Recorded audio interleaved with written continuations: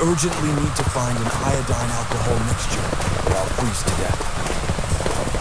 Die in suffering, you bastard.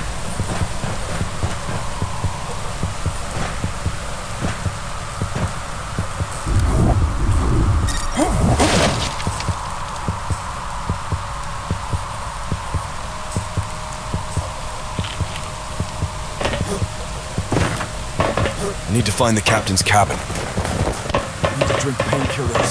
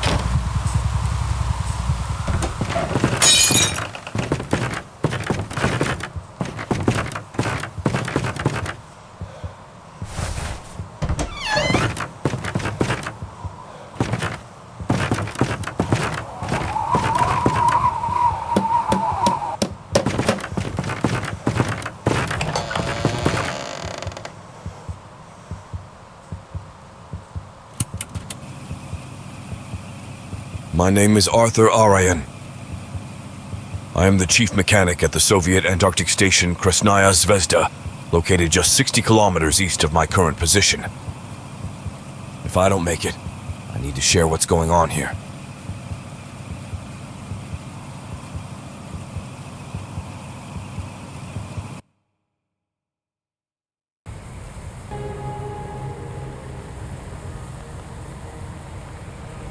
A couple of days ago, our station intercepted an SOS signal originating from coordinates where, as per our records, no station exists.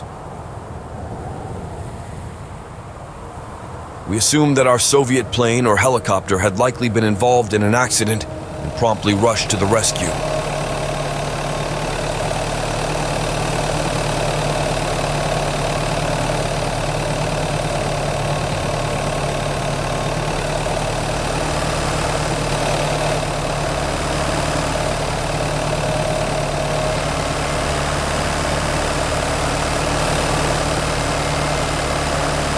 The decision was dangerous, as in 2 days, the polar night would start. The trip there and back took about 5 days. Everything went as planned.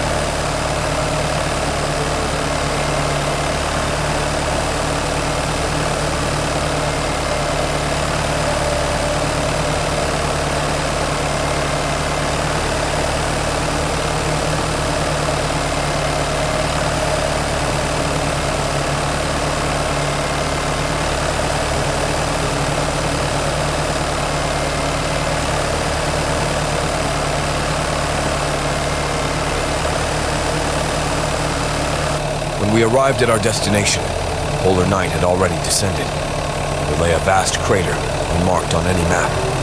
Yet, it wasn't the colossal chasm that astounded us. what loomed within it.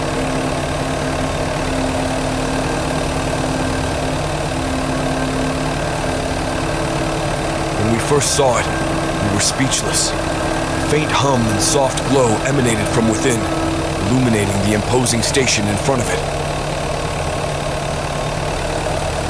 Stunned and seemingly hypnotized, I made the decision to descend into the depths of the crater. From that moment on, nothing went according to plan.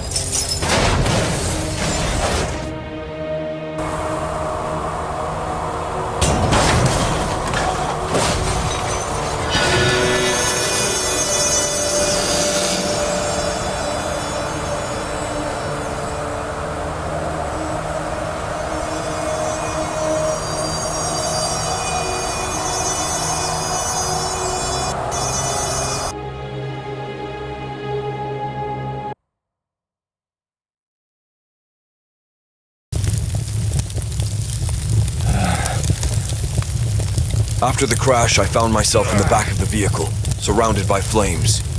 Panic set in as I realized I needed to escape before the fire consumed me.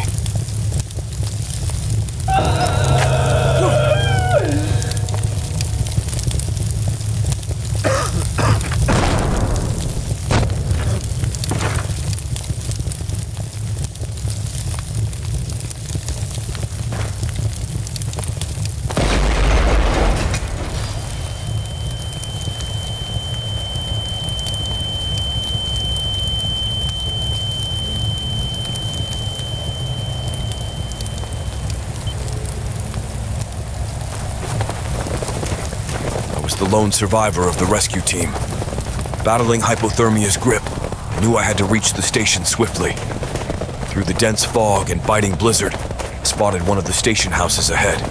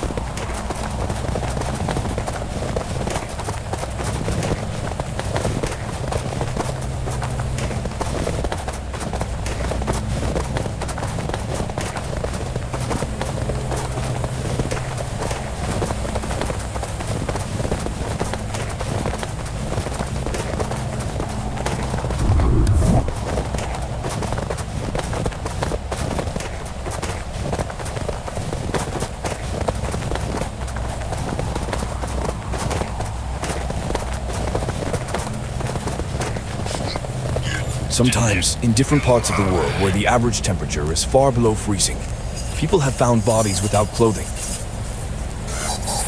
There's a theory that when someone reaches the final stages of hypothermia, they begin to hallucinate. They feel an intense heat, like they're burning alive, and in their delirium, they tear off their clothes to escape the flames.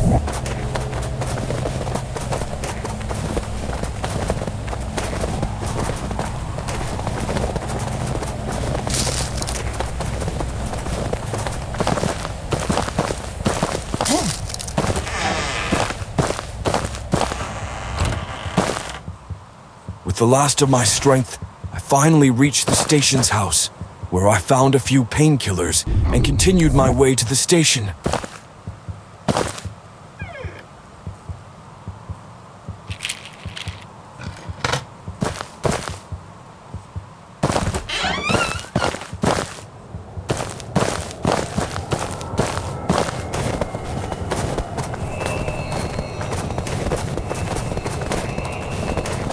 It was clear that this was a Soviet station. Why this station, and even this crater, were not on any map, I still could not understand. What was even more disturbing was that everything seemed connected to a monstrous object at the center of the crater, something that felt unnatural, as if it didn't belong in this world.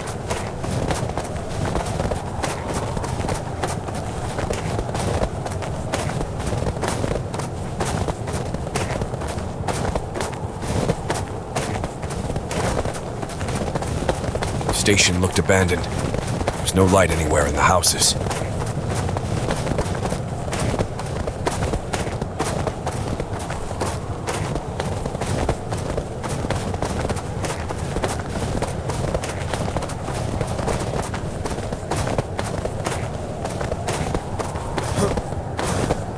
I had to switch on the power and heating, but first, I had to locate the generator station. Sometimes I couldn't find the right path for a long time.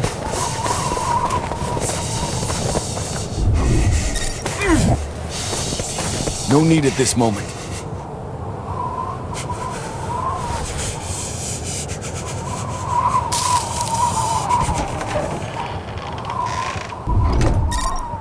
No need at this moment.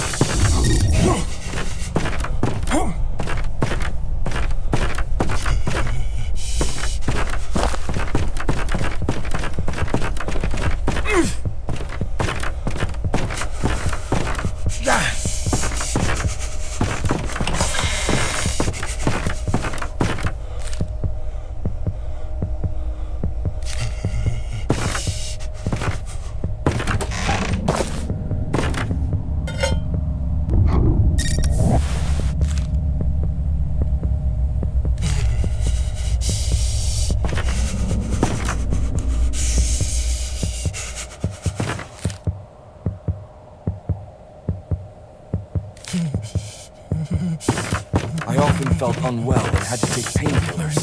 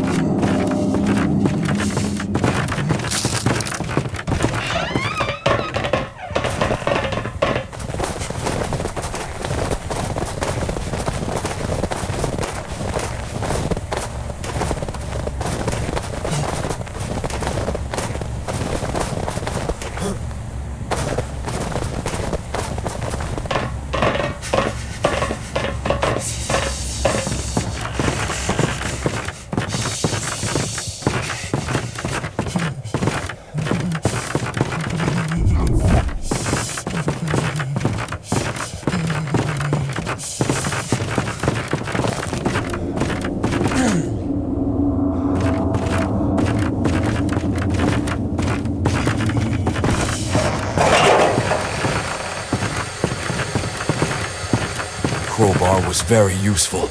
Besides being handy in fights and breaking crates, it could also be used to break certain locks and more.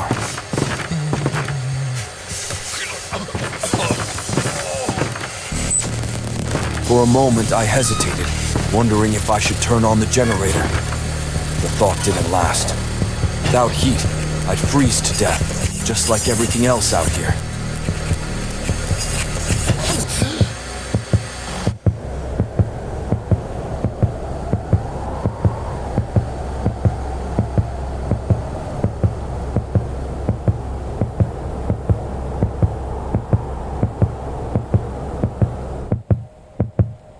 The heating finally kicked in, and all I had to do was find a warm spot to rest for a couple of hours and replenish my strength.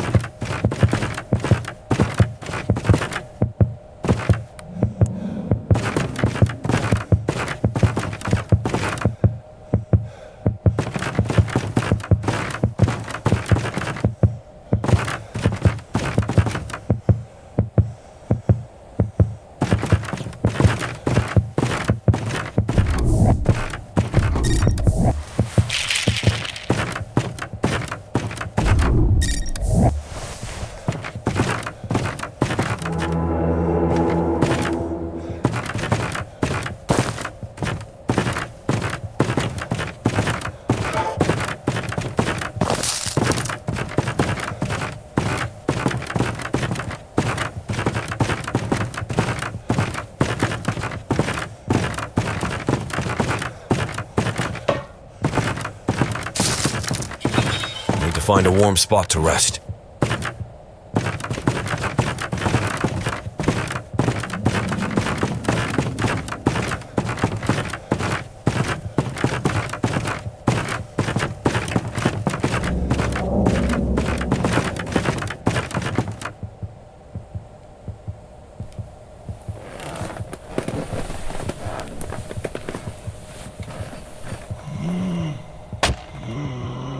I stirred from my slumber, disoriented by the repeated thudding against the outer wall. My initial thought was that it must be the workers from the station, drawn by the glow emanating from the generator room, arriving to investigate.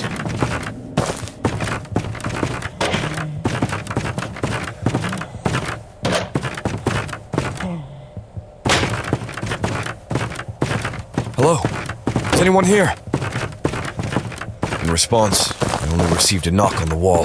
Then I decided to go outside and see who was there.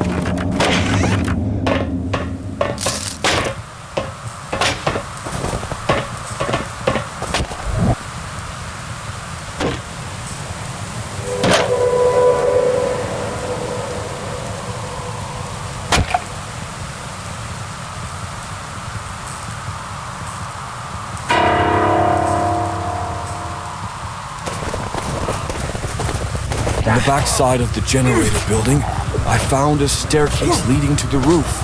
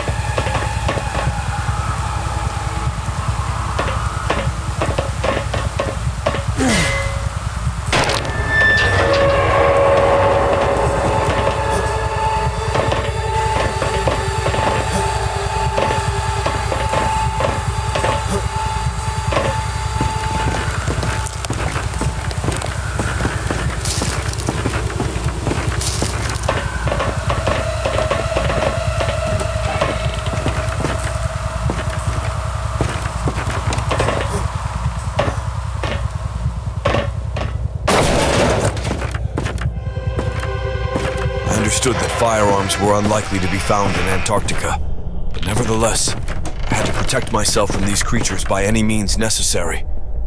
Melee weapons were not particularly effective against them.